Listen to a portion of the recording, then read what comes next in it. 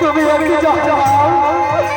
আমার পেটে বলে যে আমি কিভাবে বাঁচতে পারবো, যে জেলের আমি কাটছি এতে চাবুক জ্বালা যে আমার সহ্য হয় না।